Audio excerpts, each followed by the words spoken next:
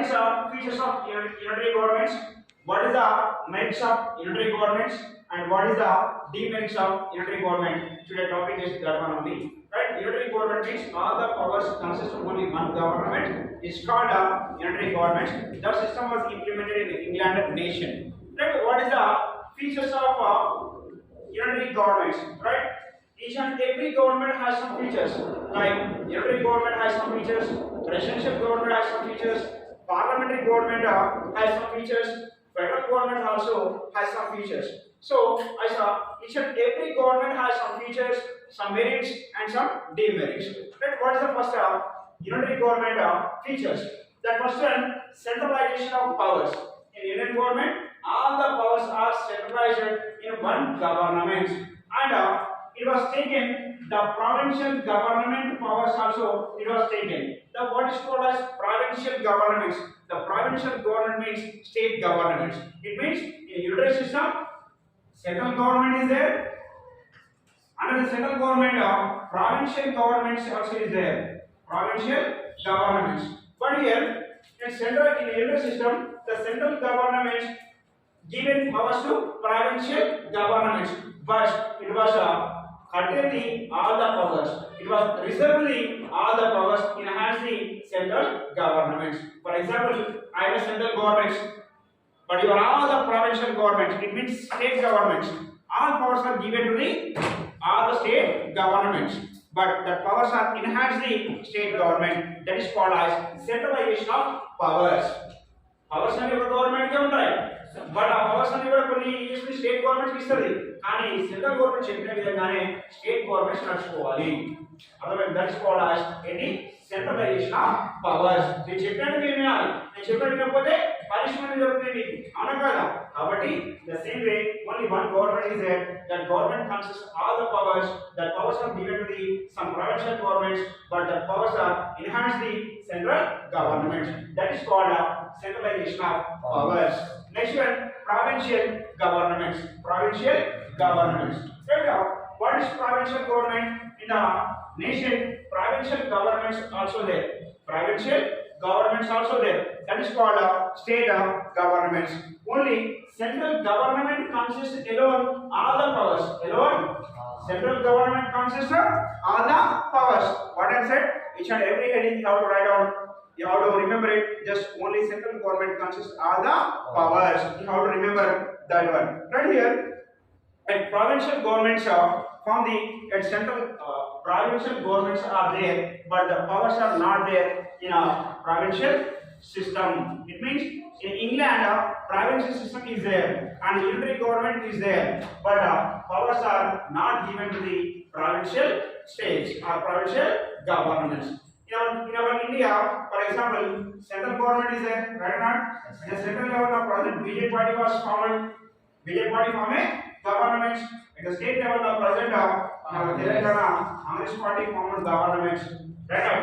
But these Congress party powers are enhanced the central government. So in England also, in England, provincial system is there, but the provincial system has no powers. That is called as provincial governments. Okay now. Next one, flexible constitution. Flexible constitution. Our Indian constitution was written by B.R. Ambedkar. Okay now. Right? Our Indian constitution is a combination of rigid method and flexible method. But American constitution is the world the strongest constitution. American constitution is the strongest constitution in the world, but England constitution is the flexible constitution. Why it was called a flexible constitution? According to the people requirements, according to the people wishes, the constitution can be changed. That's why the England constitution is called as flexible constitution. Here in a unitary system, another feature is a flexible constitution. In a unitary system, the central government has the power to amend the constitution. In unitary system, the central government has the power to amend the constitution. It was amending the constitution when it was required. That is called as flexible constitution. That is చెప్పాలంటే అంటే England దేశంలో ఎప్పుడైతే ప్రజలకు అవసరమో అప్పుడే రాజ్యాంగాన్ని మారుస్తారు. అంటే ఎప్పుడు పడితే అప్పుడు రాజ్యాంగాన్ని మార్చుకునే తెలియదు కాబట్టి that is called flexible constitution, right? So what is this? It is flexible. It is flexible. We can use right after evening snacks daily, right or not? After snacks purpose you can use this one, right or not? Right. Shani bhaiya or Shani bhaiya, मेरे को बढ़ाने दो इसमें. It is flexible. You can change this position. That is a flexible constitution, right? And it is rigid constitution. You can't change this one. Why? Because it is very rigid. Rigid means strong. You can't change this one. This is called rigid constitution. So flexible means what? We can change the constitution. That is called as flexible constitution. Samajha? Right. Next one, simple and uniform administration. Simple and uniform administration. Right? What is called simple and uniform administration? When a single party consists of all the powers.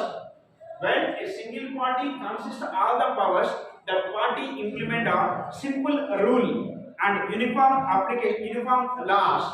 That's why that government ruled in simple way and strong way, and it was worked within the time. It was worked within the time and was implemented strong law and order in the nation. It was implemented strong law and order in the nation and was implemented simple rules in the nation. That is called as simple uniform administration, right? Uniform administration means what? The entire government, entire nation, only one government is there. In one government, that government members, that government employees, they are coordination between the employees. That's why uniform administration is there. Administration means what? A rule. Okay now, next one. Single citizenship. Entire nation, only one single citizenship is there. That is called as England citizenship, for example. We are talking about unitary government. The unitary government implemented in England nation. Entire nation, only they have England nation citizenship. There is no provincial citizenship. For example, in Telangana, you are from Telangana state. You are from Andhra state. You are from Gujarat. You are from Mumbai, for example. Right? Country వెళ్ళిపోతే ఇతర దేశాలకు వెళ్ళిపోతే I am from India. Okay na? ఇట్లా ఈ విధంగా ఏంటి dual citizenship not there in unitary government. Only one single citizenship is there. When single citizenship is there, that time people are united. And people are solidarity and people are integrated. అంటే ప్రజలు ఐక్యమత్యంగా సమగ్రంగా కలిసి ఉంటారు. That is called as single citizenship. Right now, when dual citizenship is there, that time some clashes are there between the people. You are from Andhra, that's why went out from our Telangana, right or not? Yes. So that is called dual citizenship. So when single citizenship was implemented entire the nation, people are united. Nation was united and a peaceful coexistence is there in the nation. That is the merit of that is the feature of a unitary government. Okay, the first one. How many features are there according to our book? Only 5 features are there. The first one, centralization of power and provincial governments and flexible constitution, simple uniform administration, single citizenship. These are the features of unitary governments. So, once you accept it, don't worry. You can write down, if you understand these all the headings, you can write down in your own way. Okay? Next one, merits of unitary government. Friend, what is the merit of England unitary government? England unitary government. What is the merit of a England union government? Okay, now that first one, powerful administration. When entire the country, one government is there, that government compulsory is a powerful government, like North Korea, China. Is powerful, right or not? Why? Because he was implementing his own system in that country, right or not? So in the same way, when unitary government is there, that unitary government also implement its own decisions. That is called as any powerful administration. When powerful administration is there, that time they are taken fast decisions. Decisions are very fast and they are worked within the time. They are working also within the time and also they are implementing peace in the nation. There is no conflict between the state governments and unitary governments. Right or not? only one government consists all the powers entire the nation.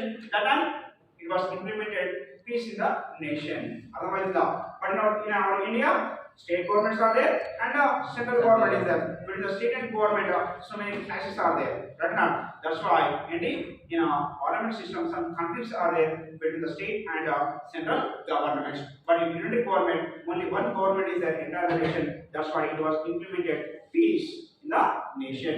That is called as powerful administration. Right? In your hand, for example, one person have all the powers. That person, he can implement the peace. He can take in one decisions. Right now, he can work within the time. Right now, for example, two persons are there, but two persons they are made. Maybe they may be working within the time or not. They are taken decisions or independently or not. Maybe ఇద్దరు అనుకోండి నేను చేస్తా అంటారు మనం వద్దంటాడు లేక వాడే చేస్తా అంటాడు నేను వద్దంటాను అంటే డిసిషన్ తీసుకోవడం లేట్ అవుతుంది. But only when one person is there or one government is there, that government or one person he was taken independent decisions with the time. Okay, now it means quick decisions are there in unitary governments. That's called powerful governments. Next one, simple and less expensive governments. Simple and less expensive governments. Which one? Unitary government. Another merit is less and simple governments. Simple and less expensive government. Why? Because in unitary system, the government easy and less expensive for administration. Only one government is there. That government administration purpose, less money is useful. Less money is useful, and that country and elections are not conducted repeatedly. That's why less expenditure also is there. Right now, otherwise, that's why it is a simple and less expensive government. Next one, flexible in administration. Flexible in administration. Right? Every sector. What you are behind here, you have to write down this one here only. Here also. That is called as flexible in administration. Flexible in administration. What is the meaning of flexible? The central government has the power to amend the constitution. The central government has the power to amend the constitution when it was required. When it was required, it is called flexible administration. Okay. Next one, suitable for small states. Heading only answer me. Right? The unitary government is suitable for only small states. Why? Because in a large states, in large nations, different religious people is there. Different culture people is there, and different regional people is there, and different desires people is there. That's why the unitary government is not suitable for large states. That's why it is suitable for only small states. Understand? That's why in our India we are implemented parliament system. That's why we are not implemented in our India unitary system. That's why that is a merit of a unitary government. The first one it is suitable for small states. Which one? The unitary government is suitable for small countries only. Next one, quick decisions. Which one? Only central government is there entire the nation. That's why the central government it was taken quick decisions. అర్థమవుతుందా? అది త్వరగా నిర్ణయాలు తీసుకోగలుగుతుంది. ఒకటే government ఉంటుంది కాబట్టి అది ఏం చేస్తుంది? డెసిషన్స్ తొందరగా తీసుకుంటుంది. చూడండి దానికి different set. For example central government is there right not. ఏదైనా ఒక డెసిషన్ తీసుకోవాలనుకుంటే ఒక దేశానికి సంబంధించి one national matter is there and the purpose the central government has the power to take decisions. That time in our India the central government take advice from the 28 states governments. 20 రాష్ట్రాల నుంచి advice తీసుకోవాల్సి ఉంటుంది. ఎవరెవరిని అడగాల్సి ఉంటుంది? Supreme court chief justice ని advice తీసుకోవాల్సి ఉంటుంది. ప్రెసిడెంట్ ఆఫ్ ఇండియా నుంచి అడ్వైస్ తీసుకోవాల్సి ఉంటుంది. దట్స్ వై ఏంటి మేడం ఇక్కడ డిసిషన్స్ తీసుకోవడంలో లేట్ అయింది. బట్ ఓన్లీ యూనిటరీ గవర్నమెంట్ లో quick decisions are there. It means only one government is there. Only one government is there. That entire nation, only one government control the nation. That person or that government can take quick decisions. That's called a unitary government. That is the merit of a unitary government. Next one, demerits of union governments. The demerits of unitary governments. What is the demerit of a unitary government? Dictatorial powers. Dictatorial powers. And it means dictatorship government is there. Why? Because it was taken own decisions. It may be it may be to scope to fascism or